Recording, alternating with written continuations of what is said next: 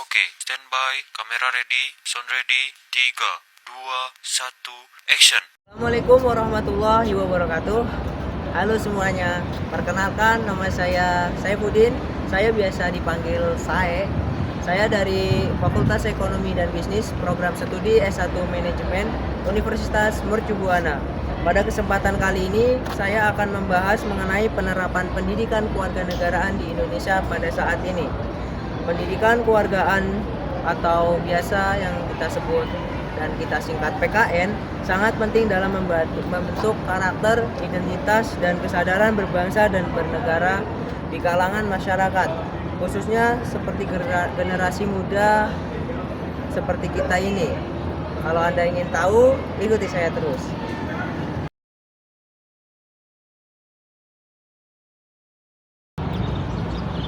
Oke, yang pertama, gimana sih penerapan pendidikan kewarganegaraan pada saat ini?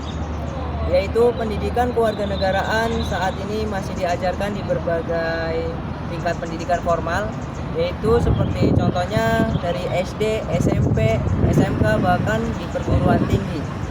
Namun tidak hanya di kelas, penerapan juga bisa dilihat dalam kegiatan kemahasiswaan seperti organisasi kampus, bahkan di media sosial. Contohnya, di kampus kita sering ikut seminar bela negara, pelatihan kepemimpinan, atau organisasi kemahasiswaan seperti BEM atau Badan Eksekutif Mahasiswa. Yang kedua, dalam kehidupan sehari-hari, pendidikan kewarganegaraan tercermin dalam sikap saling menghargai, tidak diskriminatif, dan peduli terhadap lingkungan sosial.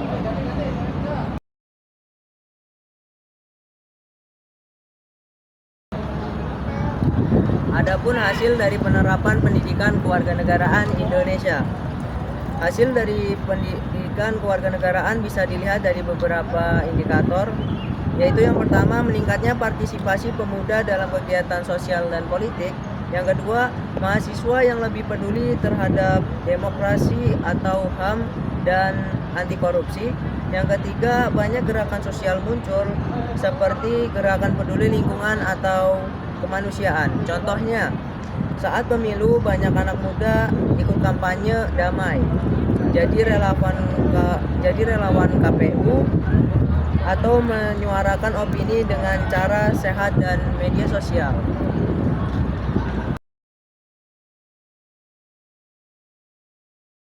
Kendala-kendala dalam kasus ini, tapi tentu saja penerapannya belum sempurna. Beberapa kendala yang dihadapi antara lain, yang pertama, kurangnya minat siswa atau mahasiswa terhadap pelajaran PKN karena dianggap membosankan.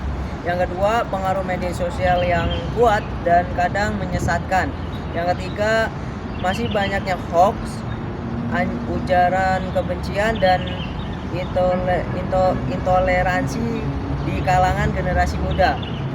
Contoh nyatanya yaitu misalnya banyak anak muda lebih cepat percaya berita viral tanpa mengecek kebenarannya, padahal itu bagian dari kesadaran kewarganegaraan.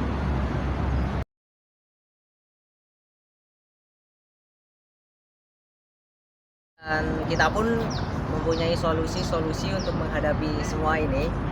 Beberapa solusi yang bisa kita lakukan bersama yaitu adalah yang pertama, mengubah metode pelajaran kewarganegaraan agar lebih aktif, misalnya diskusi kasus, debat, dan proyek sosial. Yang kedua, mahasiswa diajak terjun langsung ke masyarakat agar lebih dari realitas sosial. Yang ketiga, dosen dan instansi pendidikan juga harus menyesuaikan materi dengan perkembangan zaman. Dan kesimpulan, pendidikan kewarganegaraan bukan hanya pelajaran di kelas, tapi bakal penting untuk hidup masyarakat. Ia mengajarkan kita menjadi warga negara yang sadar akan hak dan kewajibannya, peduli terhadap sekitar, dan mampu menjaga persatuan dalam perbedaan. Di era digital dan serba cepat seperti sekarang, nilai-nilai seperti toleransi, keadilan, dan tanggung jawab sosial semakin penting. Kita sebagai generasi muda harus mampu menyaring informasi, menolak hoax, serta aktif dalam kegiatan sosial dan demokrasi. Meski masih ada banyak tantangan, kita bisa mulai dari langkah kecil, menghargai sesama, aktif di kampus, dan ikut menyuarakan kebaikan. Karena menjadi warga negara yang baik bukan hanya soal tahu, tapi soal bertindak. Mari jadikan pendidikan kewarganegaraan sebagai bagian dari gaya hidup kita agar Indonesia ke depan diisi oleh generasi yang cerdas, peduli, dan berkarakter.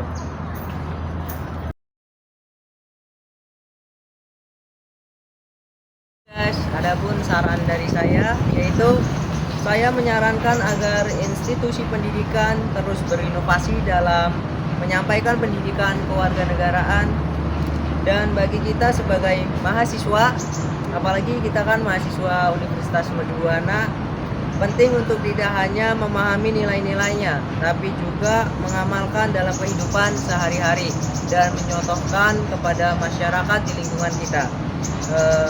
Terima kasih yang sudah menonton video saya. Semoga bermanfaat dan jangan lupa tetap jadi warga negara yang aktif, peduli, dan bertanggung jawab terhadap lingkungan dan negara. Saya akhiri. Wassalamualaikum warahmatullahi wabarakatuh.